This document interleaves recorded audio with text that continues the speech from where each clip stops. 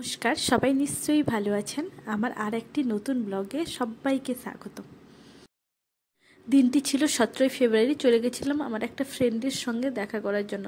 অনেক দিন থেকে দেখা হয়নি ওর সঙ্গে, তাই ভাবলাম হঠাৎ করে মনে হলো যাই দেখা করে আসি। রাস্তায় যাওয়ার সময় একটা গোলাপ ফুল নিয়েছিলাম, ওর জন্য নয়, আমার নিজের জন্যই নিয়েছিলাম। তারপরে চলে গেলাম, ও ছিল MGN মেডিকেল কলেজের যে হোস্টেল আছে ওইখানেই থাকে। 2021 সালে যখন গভর্নমেন্টে কোভিড কন্ট্রাকচুয়ালে জব করতাম, তখন আমিও এই হোস্টেলে থাকতাম। তাই অনেক দিন পর আবার এই রাস্তা দিয়ে যাচ্ছি। আমি যখন এখানে থাকতাম তখন এগুলো সব ঢালাই দেওয়া সরু রাস্তা ছিল, এখন কত কিছু চেঞ্জ হয়ে গেছে। ও তো কোয়ার্টারে থাকে, ওর কোয়ার্টারে মোটামুটিভাবে চলে এসেছি। কোয়ার্টারটা এই যে আমার এক ফ্রেন্ডের রুমে আসছি, এখন সবার জন্য ওই চা বানাচ্ছে। হ্যালো, রুমটা খুব সুন্দর।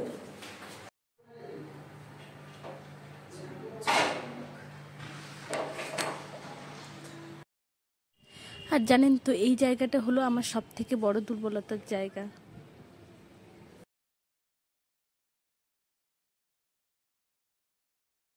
এই যে রুমে এসে এখন চা পার্টি চলছে, চা খাবো। আইকে নিজে নিয়ে নিয়েছে।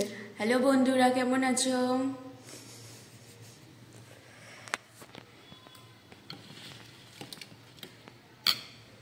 চা টাইম।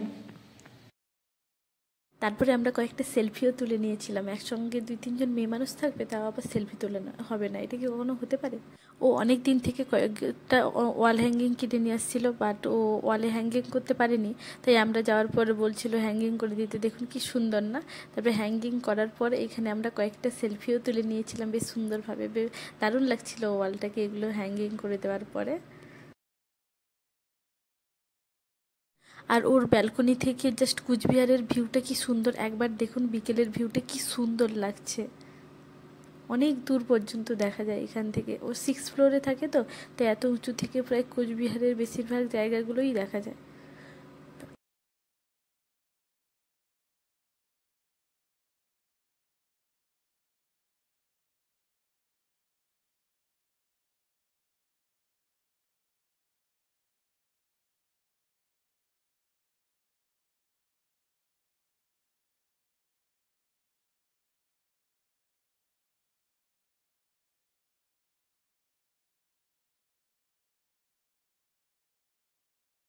আর ওর সঙ্গে আড্ডা দিতে দিতে প্রায় অনেকটাই রাত হয়ে গেছিলো, তাই এখন রুমে ফেরার পালা। তাই এখন রুমে চলে যাচ্ছি।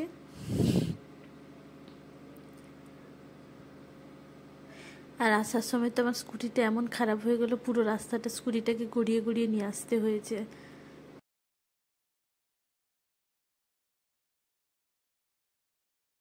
আর আসার সময় অনেকটা নস্টালজিক হয়ে পড়েছিলাম, কারণ এই জায়গাটা এক সময় আমি থাকতাম, তো এই জায়গার সঙ্গে প্রত্যেকটা এই কোনায় কোনায় কতগুলো স্মৃতি জড়িয়ে আছে। আর এটা হলো মেন বিল্ডিং, মেডিকেল কলেজের মেন বিল্ডিং, আর এদিকে হোস্টেলগুলো আছে সব। এই যে জায়গাগুলোর সঙ্গে কত স্মৃতি জড়িয়ে আছে, তাই ভাবলাম একটা ভিডিও বানিয়ে নিই।